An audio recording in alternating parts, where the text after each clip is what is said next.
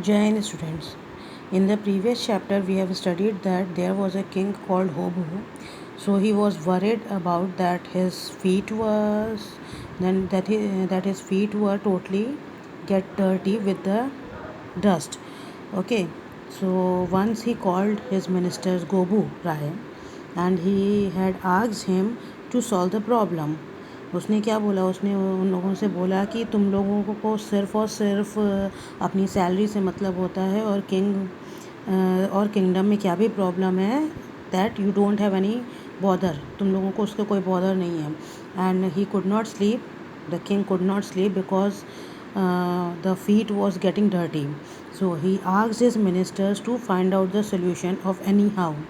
So the minister Gobu Rai, he went throughout the city, far distance, and searched all the technicians, ministers, everybody to whom he can search, and he gathered all the scholars, everybody, and they all decided to think.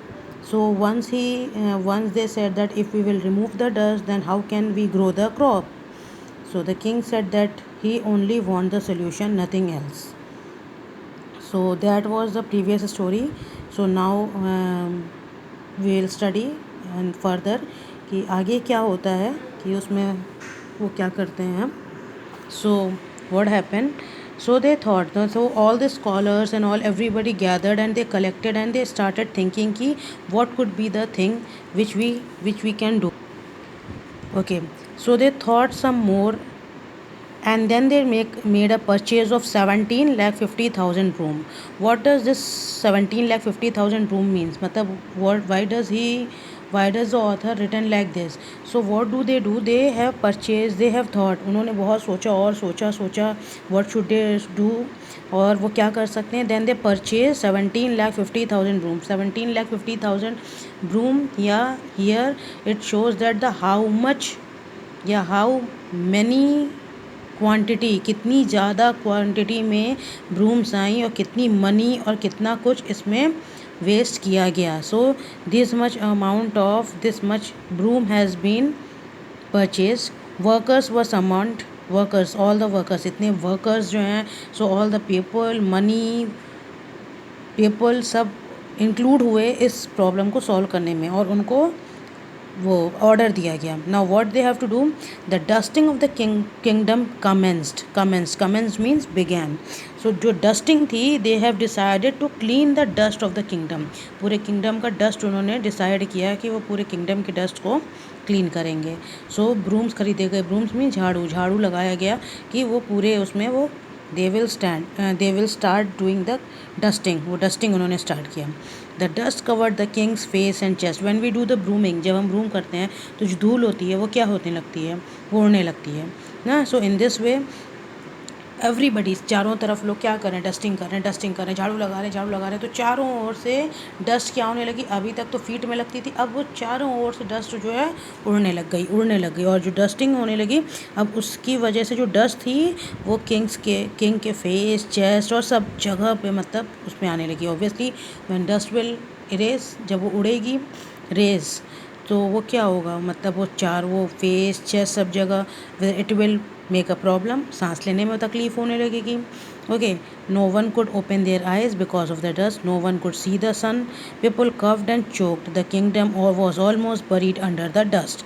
क्या हो गया, no one can open the eyes, कोई ना अपने eyes open कर सकता था, क्योंकि डस्ट थी. डस्ट जब उड़ती है तो क्या होता है, we can not open our eyes, we can not breathe, we can not see, we can not hear, कुछ भी नहीं कर सकते. और कफ़ ही कफ़, सबके जब क्या हो गए, सबके जो सब पीपल बस कफ़ होने लगे और सब चोक्ड हो गए. चोक मीन्स जाम, जिसको कहते हैं, मीन्स द थ्रोट क्या हो गया, कफ़ की वजह से टोटली चोक्ड हो गया. कोई सांस नहीं ले पा रहा था, कोई आइज़ नहीं दे पा रहा था, सब एवरीथिंग वॉज, सब कुछ एकदम स्टॉप हो गया था.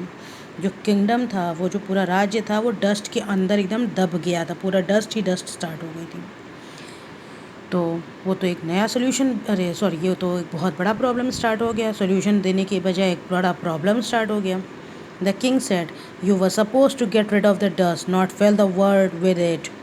Then the king said that वो जो अपने मिनिस्टर से उसने कहा कि you have to remove the dust. Rid मतलब to get rid the dust, मतलब तुमको इस डस्ट को रिमूव करना था, न कि पूरे के पूरे वर्ल्ड को इससे भर देना था। वर्ल्ड का मतलब यहाँ पे उस किंगडम, मतलब वहाँ उसके अकॉर्डिंग तो वर्ल्ड ही था कि पूरे वर्ल्ड को उसे भर देना था, ये नहीं करना था। उससे आपको डस्ट को रिमूव करना था, nothing. Then what happened? Then 21 lakh water carriers set out with bags of water. They ran fast and they ran all over, pouring water wherever they saw a speck of dust. अच्छा, अब क्या हो गया? अब पूरे kingdom में dust ही dust होने लग गई, धूल ही धूल उड़ने लग गई। तो अब क्या हो गया? अब उस धूल को बैठाने के लिए क्या करते हैं? वी स्प्रिंकल द वाटर, पानी छिड़का जाता है, स्प्रिंकल किया जाता है। सो 21 लाख वाटर, 17 लाख रूम से पूरा डस्ट ही डस्ट किया गया, और 21 लाख अब उसका एक्स्ट्रा मनी वेस्ट हुई वाटर कैरियर्स, मतलब जिसको जो भी कुछ चाहिए मिला वो वाटर कैरियर से विद बैग्स ऑफ वाटर, मतलब इतने वाटर कैरियर्स बैग्स आए और ये सब फिल करके उसको पानी स्प्लैश किया जाने लगा जहाँ जहाँ जिसको भी जो। They ran fast and they ran all over, जहाँ जहाँ जहाँ उनको पानी मिलता, जहाँ उनको डस्ट दिखती, वो स्पेक ऑफ डस्ट मतलब जहाँ भी धूल का गुबार, जहाँ पे भी धूल बहुत सारी दिखती, वो वहाँ पे पानी डालना स्टार्ट कर देते। All the ponds and lakes were soon overflowing with mud. अब जब हम जहाँ पर भी धूल रहेगी, अगर हम वहाँ पे पानी बहुत ज़्यादा डालेंगे डस्ट तो वो क्या हो जाएगा? मडी हो जाएगा, स्लिपरी हो जाएगा, दलदल जिसको बोलते हैं ना। सॉयल होता है वो सूखी जिसको बोलते हैं वो एक जगह, और मडी हो जाता है जिसको दलदल टाइप का बोला जाता है, जहाँ मड और वाटर मिक्स हो जाता है, बहुत एकदम अजीब सा हो जाता है, जिसमें चांसेस रहते हैं फिसलने के। सो उसको क्या किया जाता है?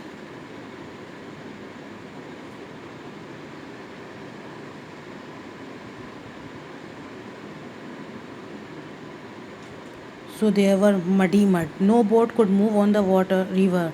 Since there was no water, the water creatures perished. Perished means died or were killed suddenly or unexpectedly. So क्या होने लग गया? अब चारों ओर पूरा दलदल ही हो गया, ना बोट्स पास हो सकती थी, रिवर में कोई बोट नहीं चल सकती थी, क्योंकि पूरा रिवर मड से, सॉयल से फिल हो चुका था, और वो वाटर का फ्लो जो है वो रुक गया था वहाँ पे। सिर्फ बाढ़ ही बाढ़, वो मडी वाटर हो गया था जो मूव नहीं करता बहुत ज़्यादा। और वाटर नहीं थी, तो वाटर के ख़त्म होने से क्या हो गया, जो चारों तरफ से जितने भी पानी थे वो वैसे जो क्लीन वाटर थे, तो उसकी वजह से, डर्ट होने की वजह से, वाटर पोल्यूशन होने की वजह से जो वाटर क्रिएचर हैं वो भी मरने लग गए धीरे धीरे।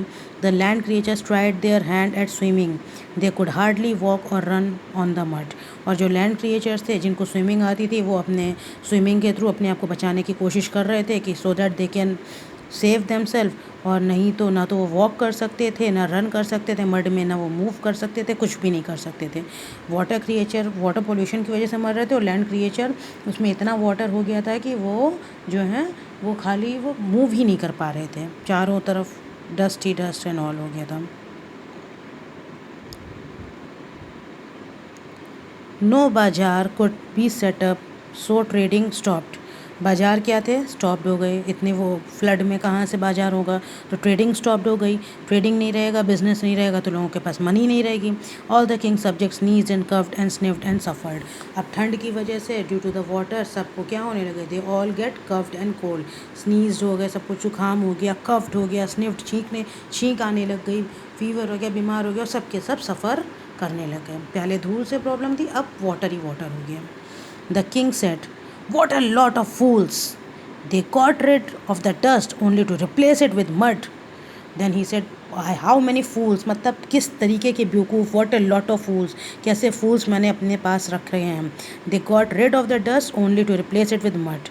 अब उन्होंने डस्ट को किस तरीके से वो किया? डस्ट को मड में कन्वर्ट कर दिया, धूल को मड में कन्वर्ट कर दिया। धूल हटाने की बजाय चारों तरफ मड ही मड लेके आ गए। ऐसे बेवकूफ़ लोग हैं हमारे आसपास। Once again, everyone gathered to solve the royal problem. Once again, the great men and their assistants racked their great brains. They thought and then thought harder, but they were baffled and blank. They were at a loss to know how to lose the dust. Someone said, "Cover the earth with mats. Rugs and carpets shall stop the dust from touching the royal feet." Now अब जब इस तरीके से हो गया, तो सब के सब एक बार फिर से दे ऑल गैदर्ड तो रॉयल प्रॉब्लम को सॉल्व करने के लिए वो बैठे। Once again the great man, जो ग्रेट मैन और उनके असिस्टेंट थे, उनके हेल्पर्स थे, वो ragged their great brains, tried very hard to thinking, मतलब वो सब फिर से सोचने लग गए क्या what to do, what not to do, क्या करें, कैसे सॉल्व किया जाए इस प्रॉब्लम को, how to solve the problem. They thought and then thought harder, बहुत ज़्यादा उन्होंने सोचा, but they were baffled and blank. This is a proverb, type of proverb, कि मतलब खाली हाथ रह गए। बेफल्ड एंड ब्लैंक का मतलब खाली हाथ, मतलब उन्होंने बहुत सोचा, but they don't have any idea, उनके माइंड में कोई आइडिया नहीं आया, वो खाली हाथ ही रहे कि हम क्या कर सकते हैं इस प्रॉब्लम को सॉल्व करने में। They were at a loss to know how to lose the dust, मतलब उनको टोटली लॉस हो गए कि हम इस डस्ट को किस तरीके से लूज़ करें कि हमारे किंग के फीट में डस्ट ना आए, what to do, what not to do, बहुत परेशान हो गए। देन समवन सेड, किसी ने कहा, cover the earth with mats, rugs and carpet shall stop the dust from touching the royal feet. हमारे घरों में क्या होता है, मैट्स होते हैं, हम लोग बिछाए रहते हैं ना, जिससे वो डस्ट वगैरह हमारे पूरे रूम में नहीं फैलती, पैर पोंछ के आते हैं ना, उस तरीके से, जिसको डोरमेट, फुटमेट्स इस तरीके से बोला जाता है। तो किसी ने आइडिया दिया कि पूरे अर्थ पे मैट बिछा देना चाहिए, रग्स और कारपेट जो होंगे वो डस्ट, उसकी वजह से रॉयल फीट में डस्ट नहीं लगेगी। ओके, किसी ने ये आइडिया दिया। Someone else suggested, keep the king indoors. See to it that there is no hole or loophole anywhere. If he does not step on dust, no dust shall touch his royal feet.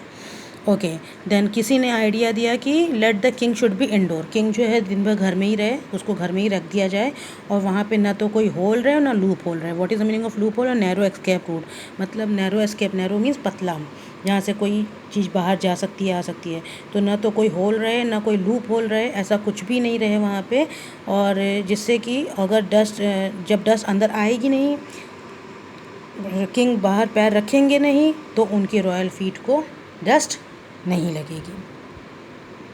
The king said, very true, but I am worried if I were to stay shut up indoors every day, all day, then the royal machinery shall come to stop, my kingdom will be ruined. Then he said, wow, very true, हाँ ये तो सही है, अगर मैं बाहर नहीं जाऊँगा तो मेरे रॉयल फीट को वो क्या कहते हैं, फिर डस्ट नहीं टच करेगी, बट अगर मैं पूरे समय सिर्फ घर में कैद रहूँगा, बंद रहूँगा, शट रहूँगा, तो मेरी जो रॉयल मशीनरी मतलब यहाँ पे जो प्रोसीजर चल रहा है, सिस्टम चल रहा है, वो सब का सब एकदम से क्या हो जाएगा, स्टॉप हो जाएगा, और मेरा किंगडम पूरी तरीके से रुइंड हो जाएगा। This all for today, thank you.